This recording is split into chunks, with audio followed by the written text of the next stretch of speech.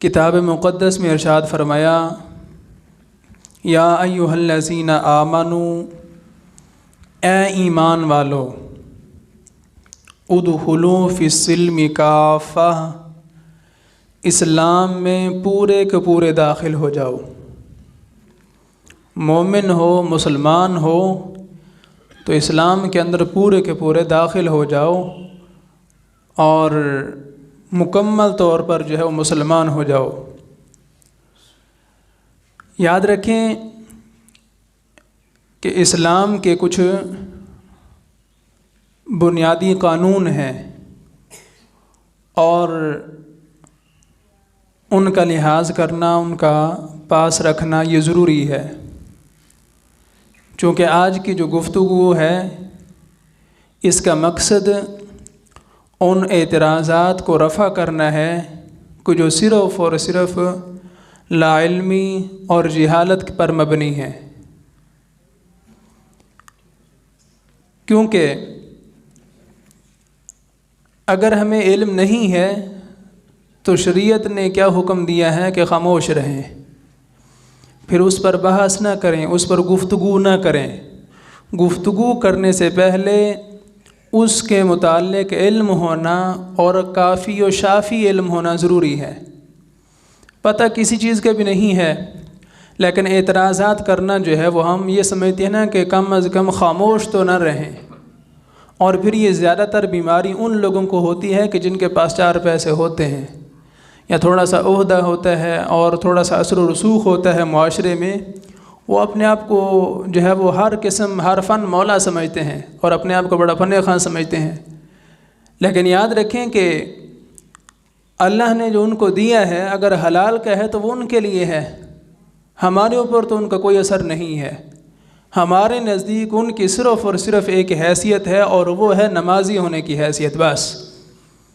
یعنی میرے لیے وہ صرف ایک مقتدی ہیں اور اس سے بڑھ کر میرے نزدیک نہ کوئی ان کا سیاسی اثر و رسوخ کو جو ہے وہ قابل قبول ہے، نہ ان کی مال اور دولت کا کوئی روب شوب جو ہے وہ یہاں پڑنے والا ہے۔ مسئلہ کیا ہے کہ اگر آپ کسی کو کلمہ پڑھا رہے ہیں تو قانون ہے کہ جس مذہب سے وہ تائب ہو کر اسلام میں داخل ہو رہا ہے، کلمہ پڑھانے سے پہلے اس سے اس مذہب کی براءت کرانا ضروری ہے کہ وہ سچے دل سے کہے کہ میں اب توبہ کرتا ہوں، مجھ سے غلطی ہوئی، میں اتنا عرصہ جو ہے وہ اس بد مذہبی کا شکار رہا، اب میں سچے دل سے توبہ کرتا ہوں اور اب میرا اس برے مذہب کے ساتھ کسی قسم کا کوئی تعلق نہیں ہے اور میں اس مذہب سے، اس کے ماننے والوں سے نفرت کا اظہار کرتا ہوں۔ پھر اس کے بعد جا کر جو ہے وہ کلمہ پڑھایا جاتا ہے۔ یہ ایک قانون ہے، اور یہ نہیں کہ اس کے سابقہ مذہب کا پیار اس کے دل میں موجود رہے اور اس کے ماننے والوں کی محبت اس کے دل میں جو ہے وہ جاگزیں رہے اور صرف جو بھی آیا اس کو زبان سے کلمہ پڑھا دیں اور اندر سارا کفر ہی کھڑا رہے اور اس کو واپس بھیج دیں۔ اس طرح کلمہ پڑھانے کا تو کوئی فائدہ نہیں ہے، یہ تو ایک منافق تیار کرنا ہے، اور منافق تو قابل قبول ہی نہیں ہے۔ اس لیے جو حق اور سچ ہے اور جو ضروری ہے کہ آپ یہ مت سمجھیں کہ جناب اگر ہم اس کے سابقہ مذہب کے خلاف جو ہے بات اگلوائیں گے، نکلوائیں گے تو یہ جناب چھوڑ کر چلا جائے گا، کلمہ نہیں پڑھے گا، چلا جائے گا تو چلا جائے۔ مطلب ایسا بندہ جو ہے وہ قابل قبول ہی نہیں ہے جو زبان سے کلمہ پڑھے، دل میں کفر رکھے، اسلام کو تو اس کی ضرورت ہی نہیں ہے۔ اس بندے کو جو ہے وہ اسلام قبول کرتا ہے، اس کو جو ہے وہ ثواب کا مستحق ٹھہرایا جاتا ہے کہ جو دل سے اپنے پرانے برے مذہب کو چھوڑے اور دل سے اس کو قبول کرے، زبان سے اس کا اقرار کرے۔ تو میں نے وہ جو ایک سابقہ قادیانی بندہ آیا ہوا تھا، میں نے اسے کہا اور اس سے اپنے سوالات کے ذریعے اس کے قادیانیت کی نفرت کا اظہار کروایا، تو کچھ لوگوں کو بڑی تکلیف ہوئی، بعد میں جناب شور مچاتے رہے کہ یہ کیا ہے کہ مولوی صاحب نے جناب ان کے مذہب کے پیچھے ہی پڑے رہے ہیں، سیدھا سیدھا انہیں کلمہ پڑھاتے اور بس چھوڑ دیتے۔ اتنے سوالات کیے ہیں، وہ بیچارہ پریشان ہو گیا ہے، فلاں ہو گیا۔ بھی آپ اس کے کیا لگتے ہیں؟ آپ اس کے زیادہ خیر خواہ ہیں۔ اور جناب اس کے والد کے متعلق سوال کیا، جب وہ ہے ہی مرزائی اور قادیانیت پر وہ مرا ہے، تو آپ کو آخر اس کے ساتھ کس چیز کی خیر خواہی ہے؟ وہ والد اس کا ہے، تمہارا تو نہیں ہے۔ جو اعتراض کر رہے ہیں ان کا والد تو نہیں ہے۔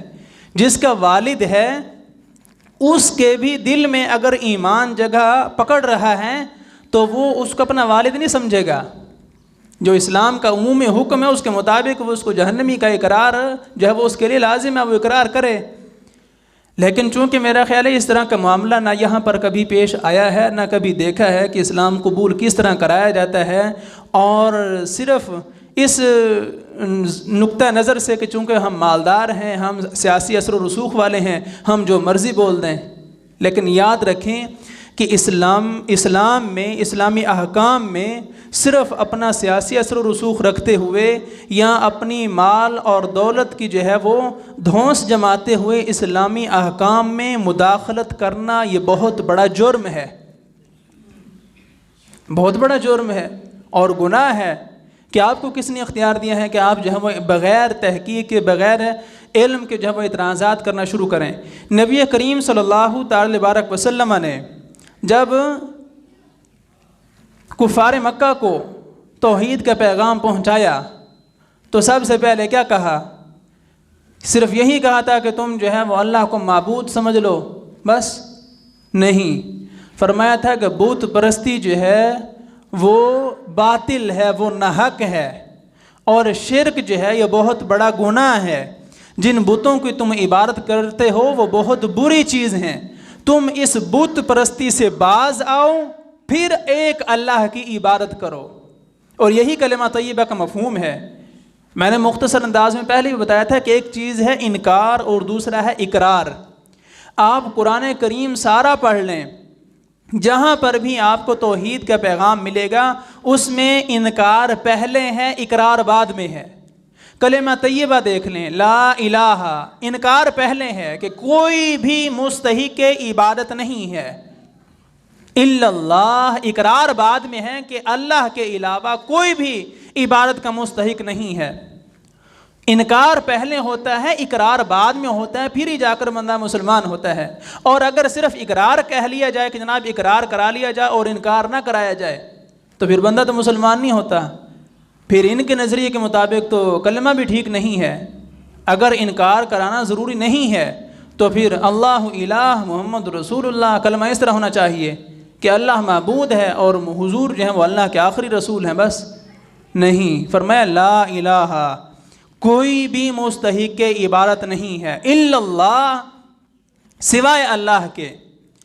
اسی طرح باقی جتنی بھی چیزیں آپ اذان میں دیکھ لیں، قرآن میں دیکھ لیں، کلمہ طیبہ میں دیکھ لیں، اور یہ ایک اصول ہے، جس مذہب کے بندے کو آپ کلمہ پڑھا رہے ہیں اس سے اس کے سابقہ مذہب سے براءت کرانا اور اس کے دل میں یہ پیدا کرنا کہ وہ تمہارا سابقہ مذہب برا تھا، برا ہے، لہٰذا تم اس کو ترک کرو، اس سے نفرت کرو، پھر اس کے بعد اس کو کلمہ پڑھائیں، تو یہ صحیح طریقہ ہے۔ یہودی ہے تو یہودیت کے جو ہے وہ نظریات کا انکار کروائیں، عیسائی ہیں تو عیسائیت کے نظریات کا انکار کروائیں، اور اگر قادیانی ہے تو قادیانیت کے جو ہے وہ نظریات کا انکار کروائیں، ان پر لعنت بھجوائیں، اور ان کے متعلق جہنمی ہونے کا جو مسلمانوں کا عقیدہ ہے اس کا برملا اظہار کروائیں، پھر کلمہ پڑھائیں، یہ قابل قبول ہے۔ اور اگر کسی کو جناب یہ مسئلہ ہو کہ جناب اس کا والد تھا، تو جنگ بدر میں صحابہ کرام کی تاریخ جو ہے بھری پڑی ہے۔ کسی صحابی نے اپنے کافر رشتہ دار کا کوئی لحاظ نہیں کیا۔ خود نبی کریم صلی اللہ تعالی بارک وسلم نے جو ہے وہ یہ نہیں کہا کہ اگر ہمارے رشتہ دار کافر ہیں تو ہم ان کو چھوڑ دیں، نہیں، کبھی بھی نہیں ایسا ہوا۔ جو کافر ہیں وہ ہمارا کچھ نہیں لگتا، ہمارا وہی ہے جو مسلمان ہے، اور ہماری نسبی رشتہ داری سے زیادہ، نسبی رشتہ داری کہ ہم ایک ہی والد کی اولاد ہیں، اور اگر خدا نہ خواستہ ایک مسلمان ہے دوسرا کافر ہے تو وہ آپس میں بھائی نہیں ہے، وہ ایک ہی والد کی اولاد ہونے کے باوجود وہ آپس میں بھائی نہیں ہے، اور باقی جو اس کے رشتہ دار نہیں ہیں وہ مومن ہیں، انہوں نے کلمہ پڑھا ہے، وہ اس کے بھائی ہیں۔ اور جنگ بدر میں نے صبح بھی درس قرآن میں تھوڑا سا اشارہ کیا تھا، جنگ بدر میں جو ہے اسی طرح کا ایک معاملہ پیش آیا، اور حضرت ابو حذیفہ صحابی رسول ہیں رضی اللہ تعالی عنہ، اب بدر میں جو ہے ان کے والد عتبہ اور اس کا بھائی ولید اور اس کا چچا شیبہ، یہ 3 لوگ آئے ہوئے ہیں بدر میں کافروں کی طرف سے۔ اور کیا ہوتا ہے کہ عتبہ اتنا متکبر شخص تھا، اور ظاہری بات ہے وہ سردار تھا، بہروب آدمی تھا اور دبدبے والا تھا۔ سرخ اونٹ پر وہ سوار ہو کر آیا اور اپنے سینے پر شتر مرغ کا اس نے جو ہے وہ پر لگا رکھا ہے، اور آ کر مسلمانوں کو للکارا کہ ہے کوئی جو ہمارے سامنے آئے۔ 3 انصاری صحابی ان کے سامنے گئے، انہوں نے پوچھا کہ ہاں جی تم کہاں سے ہو؟ کہا جی ہم مدینہ سے ہیں۔ فرمایا تم جاؤ، تم ہمارے پلے کے نہیں ہو، ہمارے مقابلے کے ہمارے پاس جو ہے وہ آنے چاہیے، ہم ہر بندے سے جو ہے وہ لڑنے والے نہیں ہیں۔ اتنے شاہ سوار غضب کے اور اتنے طاقتور اور اتنے متکبر قسم کے لوگ، اور ان کو جو ہے واپس پلٹا دیا۔ پھر انہوں نے حضور کو مخاطب کر کے کہا، اے محمد ہم سے مقابلے کے لیے ہماری قوم کے لوگ بھیجو جو ہماری شایان شان ہوں، ہم پھر مقابلہ کریں گے۔ تو حضور نے جو ہے وہ اپنے غلاموں کو بھیجا، حضرت حمزہ کو بھیجا، حضرت علی کو بھیجا اور حضرت عبیدہ کو میدان میں بھیجا، اور ان میں ایک جو ہے وہ عتبہ تھا اور دوسرے 2 لوگ تھے جن کے مقابلے میں ان کو بھیجا۔ اور پھر کیا تھا کہ آسمان نے دیکھا کہ ایسی دھوڑ اٹھی، اور وہ جو اپنے آپ کو بڑا فن خواں سمجھ رہے تھے ان کے سر جو ہے وہ تنوں سے جدا تھے۔ حضرت ابو حذیفہ جو صحابی ہیں ان کے والد کا سر جو ہے وہ قلم ہو چکا ہے، جو ابھی سرخ اونٹ پر سوار تھا اب اس کا سر جو ہے وہ قلم ہو چکا ہے۔ اور اس کے مقابلے میں حضرت عبیدہ کو حضور نے بھیجا۔ حضرت عبیدہ کا اس کے ساتھ جب وار ہوا تو حضرت عبیدہ بھی زخمی ہو گئے اور وہ بھی زخمی ہو گیا، عتبہ بھی، اور باقی حضرت حمزہ اور حضرت علی جو ہیں وہ اپنے شکار کو جلدی شکار کر کے جیسے ہی فارغ ہوئے، کیا دیکھتے ہیں کہ حضرت عبیدہ تو زخمی ہیں، دونوں جو ہے وہ عتبہ کی طرف لپکے اور اس کو وہیں جو ہے وہ قتل کیا اور اس کا سر جو ہے وہ تن سے جدا کر دیا۔ اور پھر کیا تھا، اس کے سر کو جب تن سے جدا کیا گیا، اور روٹین کیا تھی کہ بدر میں جتنے کافر مارے گئے ساروں کو گھسیٹ کر کنویں میں پھینکا گیا، کسی کا کوئی لحاظ نہیں ہے، کسی صحابی نے نہیں کہا جی میرے باپ کو گھسیٹ کر کیوں جا رہے ہیں۔ اب یہ حضرت ابو حذیفہ کے جو ہے وہ آپ صحابی ہیں، اور ان کا والد عتبہ جو حضور کا بہت بڑا دشمن تھا، اس کی لاش کو جب گھسیٹ کر جو ہے وہ لے جایا جا رہا تھا کنویں میں پھینکنے کے لیے، تو ان کے چہرے پر ذرا افسردگی اور پریشانی کا اظہار تھا۔ حضور نے پوچھا کہ تمہارے باپ کو گھسیٹا جا رہا ہے اندھے کنویں میں پھینکنے کے لیے، اس وجہ سے پریشان ہو؟ فرمایا نہیں، میری پریشانی کی وجہ یہ نہیں ہے کہ میرے باپ کو گھسیٹا جا رہا ہے، میں اس وجہ سے پریشان ہوں کہ میرا باپ بہت سمجھدار تھا، صاحب رائے بندہ تھا، مجھے بڑی امید تھی کہ یہ اسلام کو سمجھ کر مسلمان ہو جائے گا، میں اس وجہ سے پریشان ہوں کہ یہ سمجھدار ہونے کے باوجود پھر بھی بدبخت ہی مرا، مجھے اس چیز کی پریشانی ہے، لیکن جو کفر پر مرا ہے مجھے اس سے کوئی خیر خواہی نہیں ہے، میرا وہ کچھ لگتا ہی نہیں ہے۔ اور اسی طرح حضرت ابو عبیدہ رضی اللہ تعالی عنہ، انہوں نے خود اپنے والد جراح کو خود قتل کیا،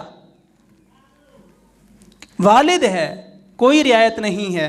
اسی طرح حضرت عمر فاروق رضی اللہ تعالی عنہ نے اپنے ماموں عاص بن ہشام کو خود قتل کیا، سگے ماموں کو، کیونکہ کافر ہے، کوئی جناب رعایت کا مستحق نہیں ہے، وہاں مامے چاچے تو دیکھنے کے لیے نہیں آئے ہوئے، صرف اور صرف دین اسلام کے غلبہ کے لیے جو ہے وہ مسلمان باہر نکلتا ہے، اور اگر سامنے والا کافر ہے تو پھر سگا بھائی ہی کیوں نہ ہو وہ رعایت کا مستحق نہیں ہے۔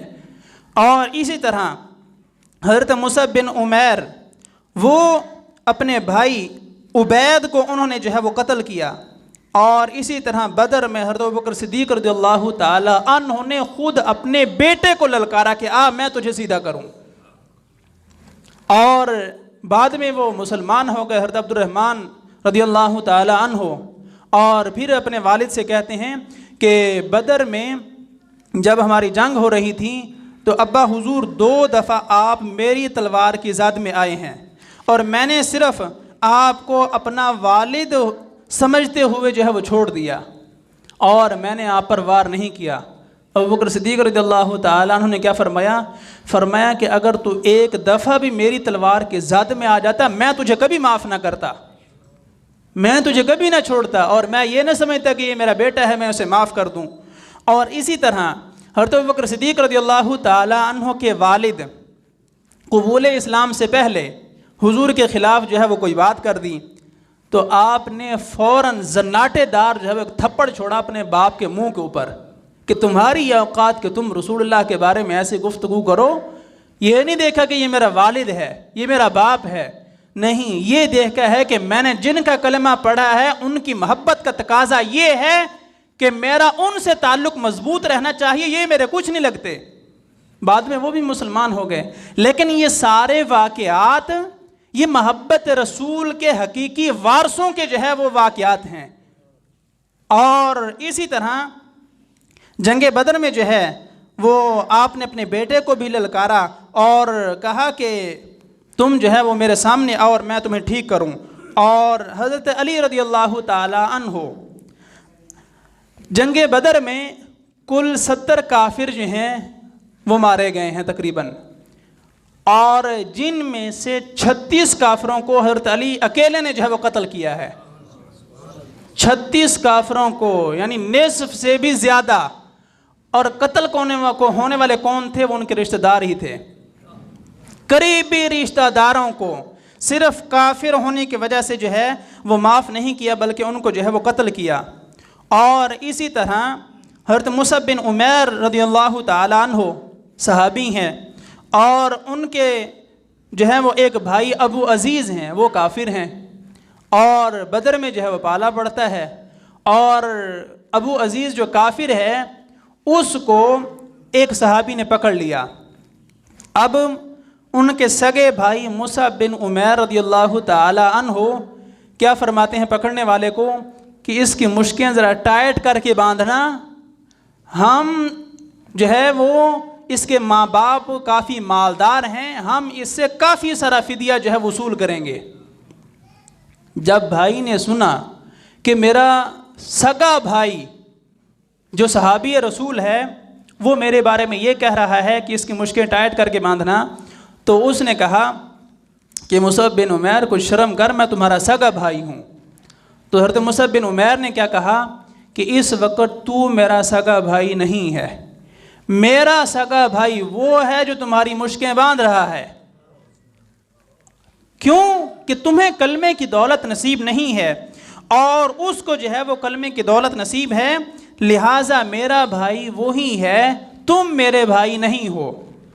بدر کے قیدیوں میں جو ہے وہ 70 سے تقریباً کچھ زائد کافر سردار جو ہے وہ گرفتار ہوئے، اور یہ بدر خصوصی طور پر یوم الفرقان اس کو کہا جاتا ہے کہ اس میں حق اور باطل کے درمیان جو ہے فاصلہ کر دیا گیا، اور اللہ کی مدد کو نازل ہوتے ہوئے صحابہ نے اپنی آنکھوں سے دیکھا۔ اور یہی جنگ ہے کہ جس میں صرف 313 کی تعداد ہے، ہتھیار بھی پورے نہیں ہیں، اوزار بھی پورے نہیں ہیں، اور اس کے باوجود اور سب سے بڑی چیز کہ لڑنا بھی اپنے رشتہ داروں کے ساتھ ہے، باپ جو ہے وہ بیٹے سے لڑ رہا ہے، بھائی بھائی سے لڑ رہا ہے، اور بھانجا جو ہے ماموں کے ساتھ لڑ رہا ہے، انہی کو قتل کرنا ہے۔ آپ دیکھیں تو صحیح کہ ان کا ایمان کیسا تھا۔ قرآن نے ایسے ہی نہیں کہہ دیا کہ تم ایمان لاؤ ان لوگوں کی طرح جس طرح حضور کے صحابہ ایمان لائے ہیں. ان کے ایمان میں کوئی ایسی چیز ہے کہ جو اللہ کو مطلوب ہے, جو اللہ کو محبوب ہے, اور وہ کیا ہے کہ بس جو میرا ہو جائے پھر وہ میرے مخالف کا کچھ بھی لحاظ نہ کرے, جو میرا ہو جائے وہ میرے مخالف کا کچھ بھی لحاظ نہ کرے. اب ان قیدیوں میں کافروں کے سردار معزز لوگ بھی جو ہے وہ گرفتار ہوئے. حضور کے چچا, خود حضور کے چچا حضرت عباس بن عبد المطلب بعد میں مسلمان ہوئے رضی اللہ تعالیٰ عنہ, لیکن اس وقت مسلمان نہیں تھے, ان کو بھی گرفتار کیا گیا, قیدیوں میں رکھا گیا. اور صحابہ کرام نے بعد میں مشورہ دیا کہ حضور آپ کے چچا ہیں, آپ انہیں جو ہے وہ بغیر فدیے کے آزاد کر دیں. قیدیوں کو بعد میں آزاد کیا گیا, اور حضور نے فرمایا کہ نہیں, یہ مالدار ہے, اور ان کے مالدار ہونے کی وجہ سے ان سے زیادہ فدیہ لیا گیا, ان سے زیادہ فدیہ لیا گیا. یہ نہیں کہا کہ میرے چچا ہیں میں چھوڑ دوں, اور زیادہ فدیہ دینے کے باوجود پھر بھی وہ بعد میں مسلمان ہوئے.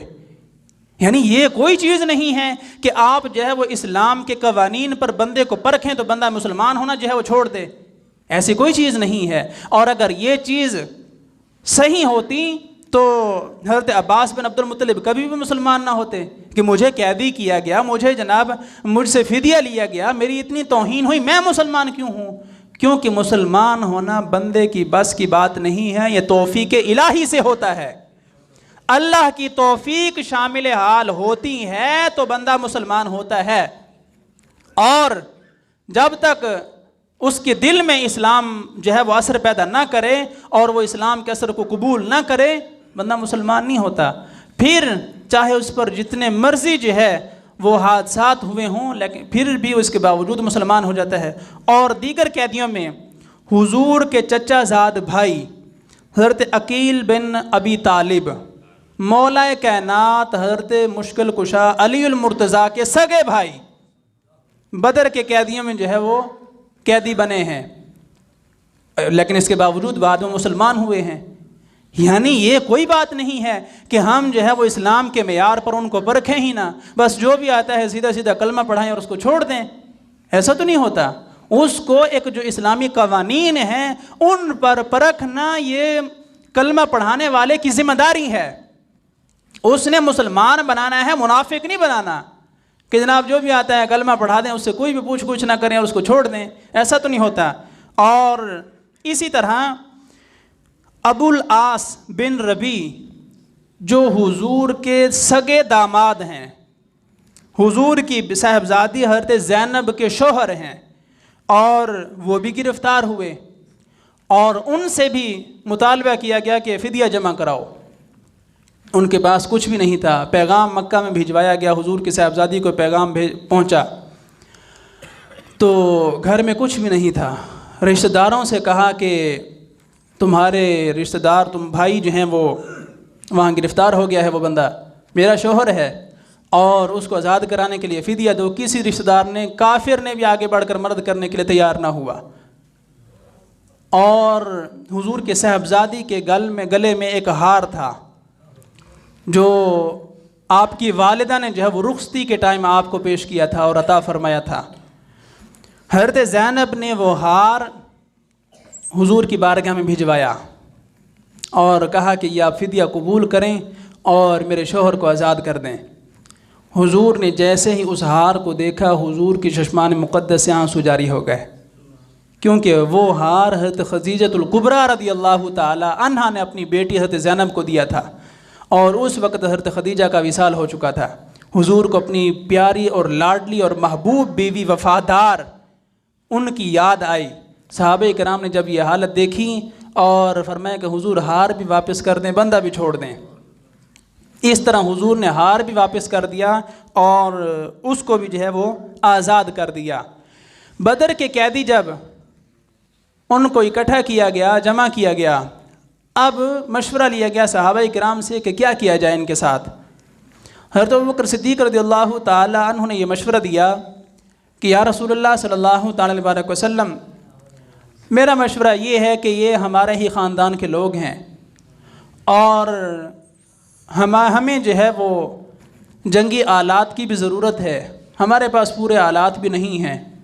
آپ ایسا کریں کہ آپ ان سے فدیہ لیں اور ان کو آزاد کر دیں۔ اس کے دو فائدے ہوں گے، ایک یہ کہ جو یہ فدیہ ہمیں جمع کرائیں گے ہم اس سے جنگ کے ہتھیار لیں گے، دوسرا یہ کہ جب یہ آزاد ہو جائیں گے شاید اللہ انہیں ایمان کی توفیق دے اور یہ مسلمان ہو جائیں۔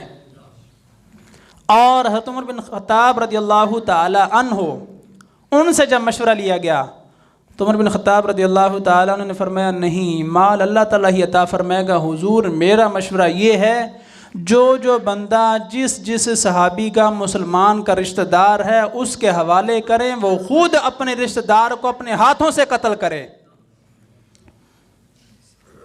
اور قیامت تک کے لیے جو ہے وہ مثال قائم ہو جائے کہ صحابہ نے ایسے ہی ایمان قبول نہیں کیا تھا، ان کے دل میں صرف اور صرف رسول اللہ صلی اللہ تعالی وسلم کی محبت تھی، باقی کافروں کے ساتھ ان کو کوئی ہمدردی نہیں تھی۔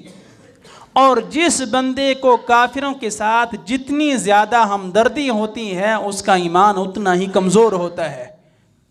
جو بندہ کسی کافر کو اس کی محبت میں گرفتار ہو کر اس کی ہمدردی میں یہاں تک پہنچ جائے کہ وہ اس کو کافر ہی نہ سمجھے، وہ خود دائرہ اسلام سے خارج ہو جاتا ہے۔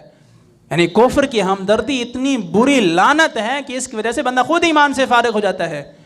قرآن کریم نے اسی وجہ سے تو کہا ہے محمد رسول اللہ والذین معہ اشداء علی الکفار رحماء بینہم، حضور کے ماننے والوں کی سب سے بڑی اور سب سے اہم نشانی یہ ہے کہ وہ کافروں کے سب سے بڑھ کر مخالف ہیں، کافروں کے خلاف بڑی شدت ہے ان کے دلوں میں، اور وہ کسی کا کوئی لحاظ نہیں کرتے کہ یہ ہمارے باپ ہیں، والد ہیں، فلاں ہیں، کسی کا کوئی لحاظ نہیں ہے۔ عبداللہ بن ابی رئیس المنافقین، اس کا بیٹا صحابی ہے، اور عبداللہ بن ابی رئیس المنافقین بدبخت نے حضور کے متعلق جو ہے وہ ایک گھٹیا جملہ بولا۔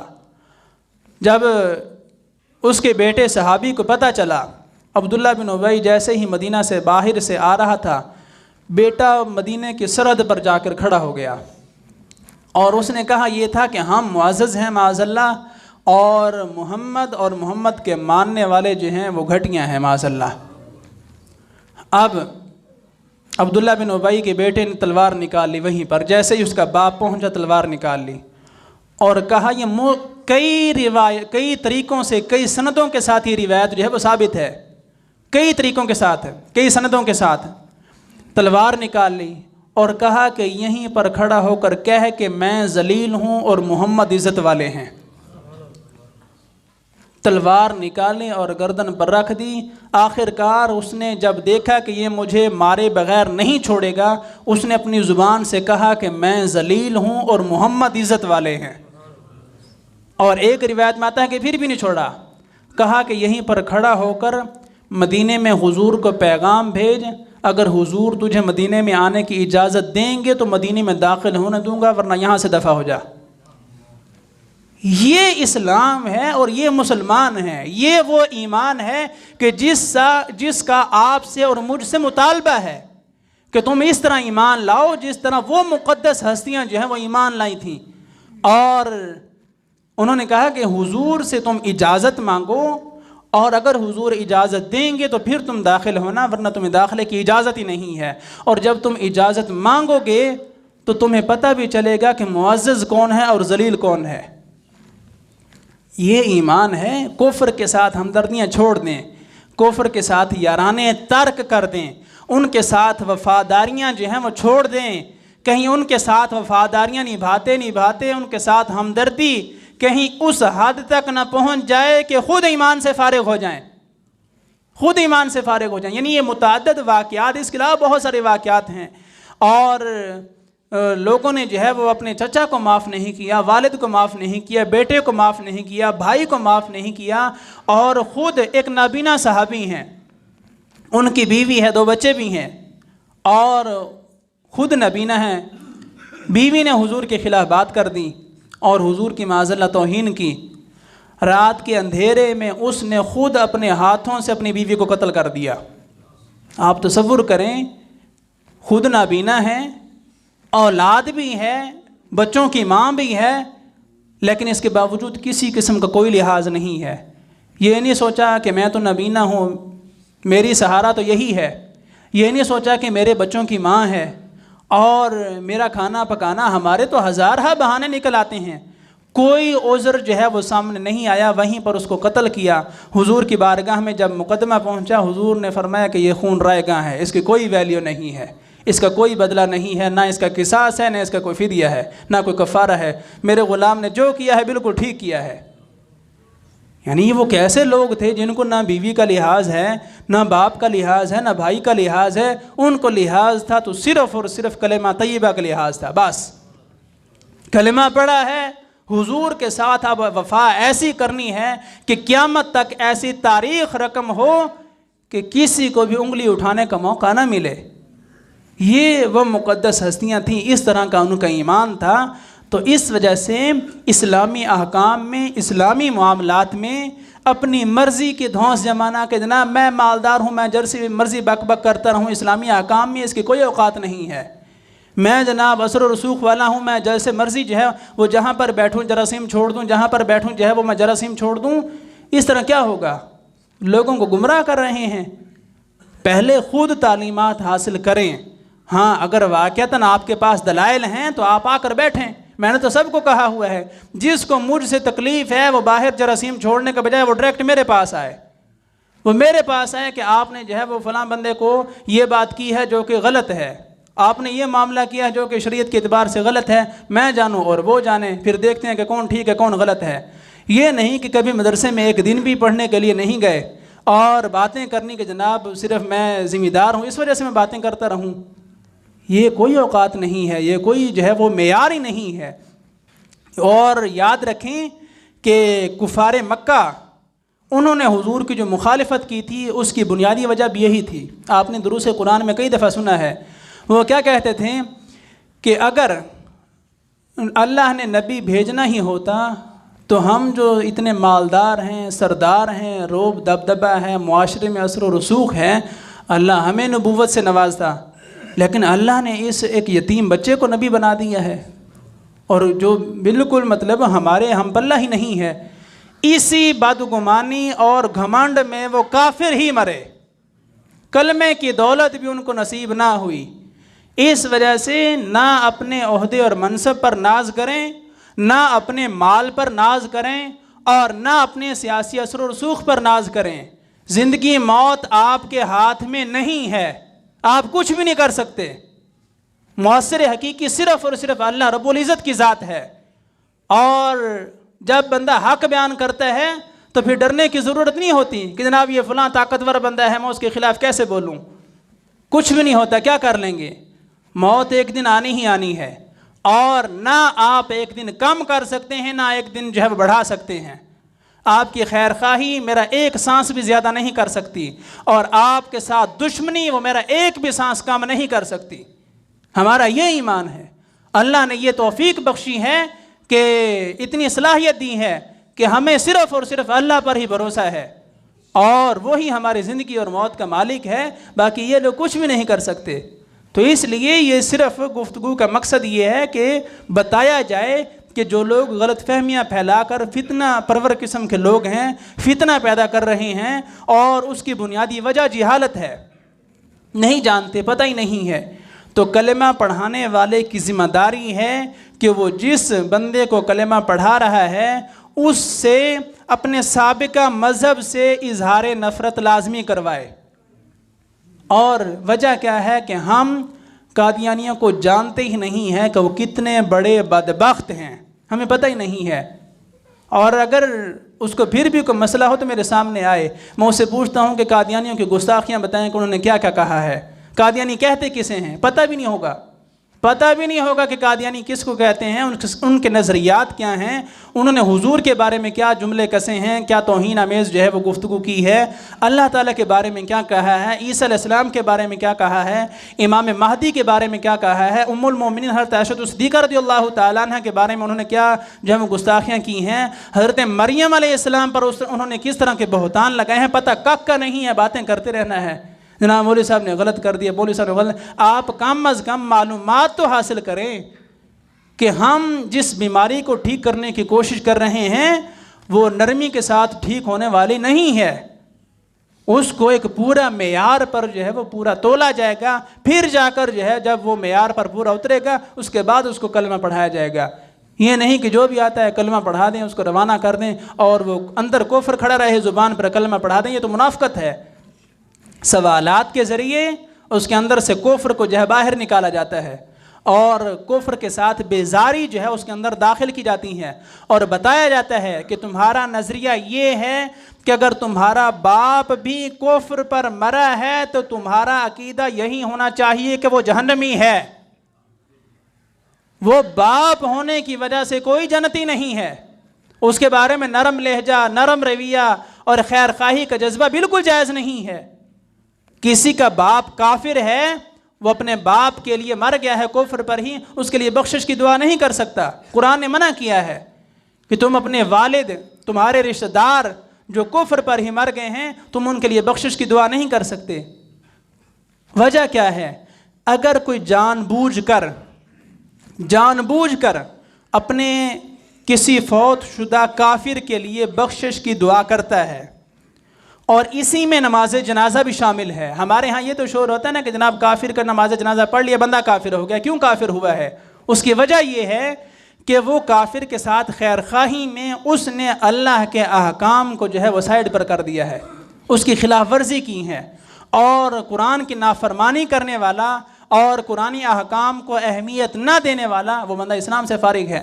جب قرآن نے منع کیا ہے کہ جو تمہارے رشتہ دار کافر ہیں ان کے لیے بخشش کی دعا کرنا جائز نہیں ہے، یہ صفوں میں جا کر کیوں گھس کر کھڑا ہو گیا کہ میں ان کے لیے بخشش کی دعا کرتا ہوں؟ کافر رشتہ دار جو فوت شدہ ہے ان کے لیے بخشش کی دعا کرنا بھی جائز نہیں ہے۔